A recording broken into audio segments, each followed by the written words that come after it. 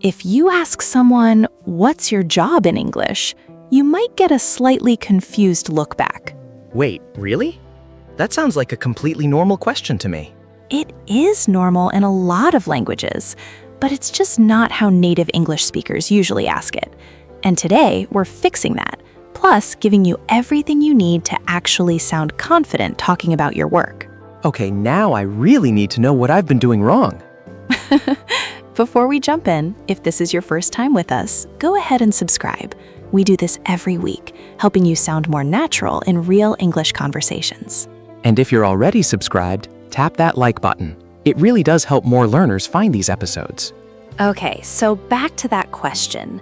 A lot of learners naturally translate "what's your job" from their own language, and grammatically it's not even wrong.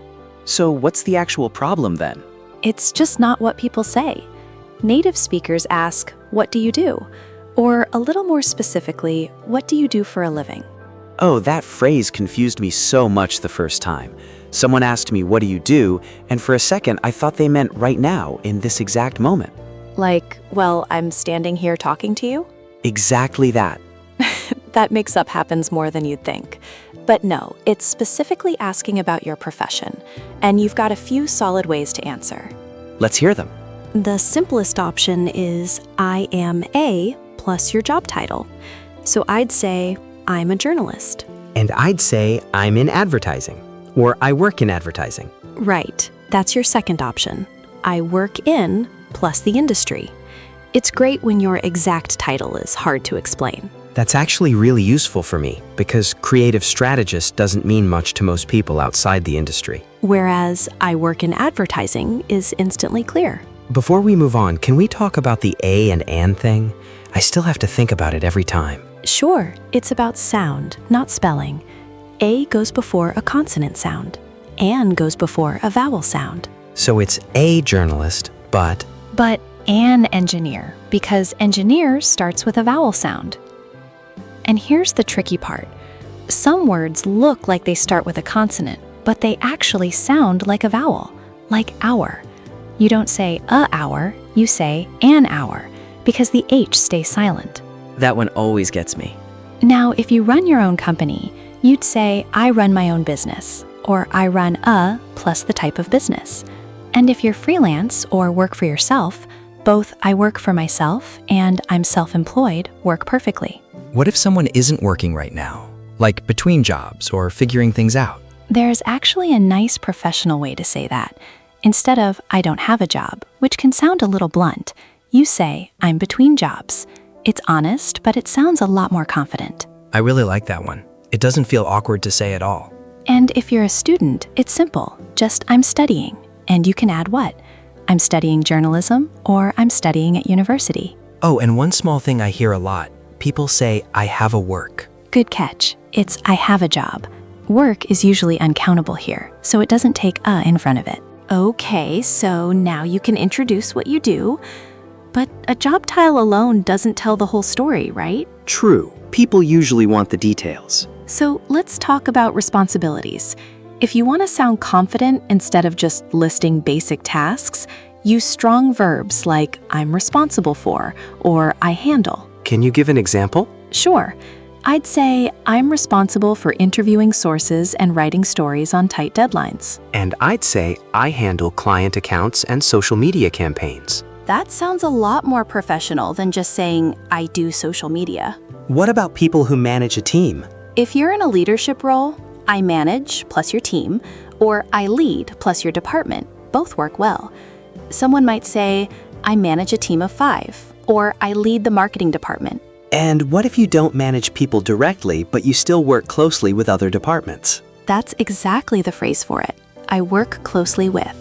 So I could say, "I work closely with our editors and photographers." I work closely with our design team too, since every ad needs visuals. And here's a small correction worth knowing.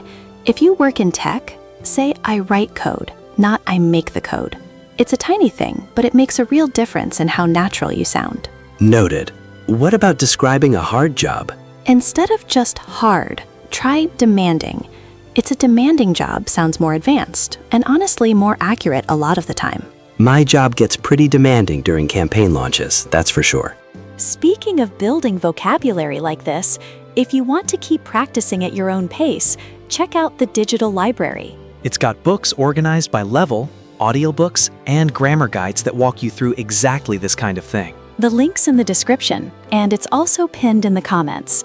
Just so you know, it's an affiliate link, so using it also supports the channel. We only recommend what we'd actually use ourselves, so it's worth a look if you want to keep learning between episodes. Let's talk about where and when you work, because that comes up in almost every conversation about jobs. Right, like do you work from home? Or Exactly. If you work from home, you'd say, I work remotely, or just, I'm remote. If it's a mix of home and office, that's hybrid. And if you physically have to be there, like in construction, retail, or healthcare, you'd say, I work on site, or I work on the floor. What about people with unusual hours? If your schedule rotates, you say, I work shifts. Or you can be specific. I'm on the night shift, for example. I don't work shifts, but my hours are flexible. I can start earlier or later depending on the day. That's flexible hours. And honestly, it's one of my favorite phrases in English because it says so much in just 2 words. And what do you call an office with no walls, just a bunch of desks together? That's an open space, really common in a lot of industries now. Let's talk about meetings too, since that's a huge part of most jobs. Oh, don't get me started. If you're just participating, you attend a meeting. If you're the one running it, you lead the meeting. And if it's more of a creative session, generating ideas together, that's brainstorming. Quick correction here too, right? People say, I stay in meetings all day. Right. It's better to say, I'm in meetings all day, or I attend meetings all day. Got it. And for the people you work with, colleagues or coworkers sounds more professional than friends from work. Exactly. Say friends for the people you actually hang out with outside the office. And if you get along well with your team, you'd say, I get along great with my team. I definitely get along great with mine. Surviving deadlines together builds a certain kind of bond. That's the kind of bond only shared deadlines can create. So now you've got the vocabulary to introduce your job, describe your responsibilities, and talk about where and how you work. But we still haven't gotten into what a typical day actually looks like, or how to talk about whether you actually like your job. That's exactly what we're covering in the next episode, along with a pretty interesting cultural difference around one specific question people ask about work. Now I'm curious. Which question? You'll have to wait for that one. Before we go, drop a comment and tell us your job title in English. Even if you're not totally sure it's the correct way to say it, we'd love to see it. And don't worry about getting it perfectly right. Every mistake is just part of learning. That's how all of us got here. If this episode helped you, hit like, subscribe if you haven't already, and we'll see you in the next one. See you soon.